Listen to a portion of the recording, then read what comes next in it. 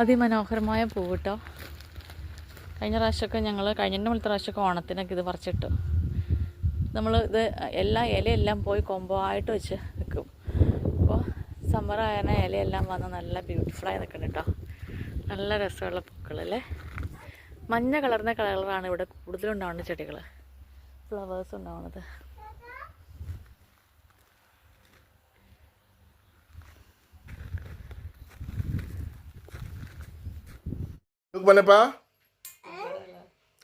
അച്ഛനെ നോക്ക്.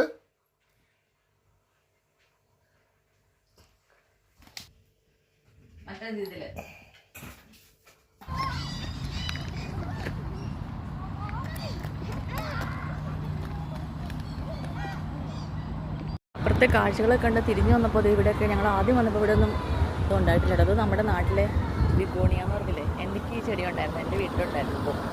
ഇപ്പോൾ ഇതിൻ്റെ പൂ ടേസ്റ്റ് ചെയ്യുമ്പോൾ നല്ല പുളിപ്പാണ് കേട്ടോ. ഇതെല്ലാ വർഷം ഇതുപോലെ കട്ടയായിട്ട് പൂക്കളുണ്ടാവും.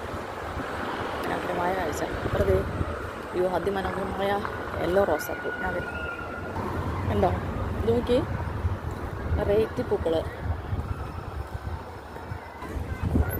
യെല്ലോ കളർ റോസ പൂക്കൾ എന്നൊരു വീക്ക്നെസ്സാണ്. പൂക്കളെ കണ്ടിട്ടുണ്ടെങ്കിൽ പിടിക്കാതിരിക്കാൻ പറ്റില്ല. ഇതിൻ്റെ അടുത്ത് വന്നപ്പോൾ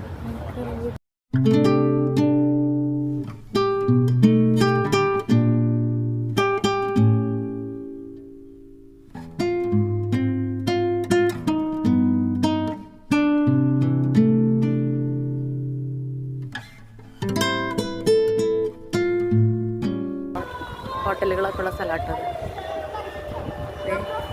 ആളുകളിന്ന് നല്ല വെതറായ എണ്ണം ഫുൾ പുറത്താണ്. ഫുഡ് കഴിക്കാനും ഒക്കെ ആയിട്ട്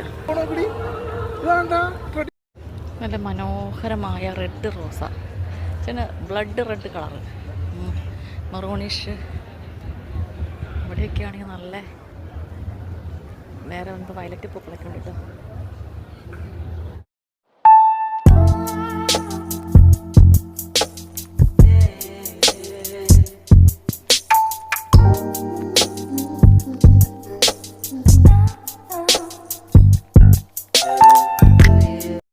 To see the name of the ship was a belly of tea. The winds blew up her back.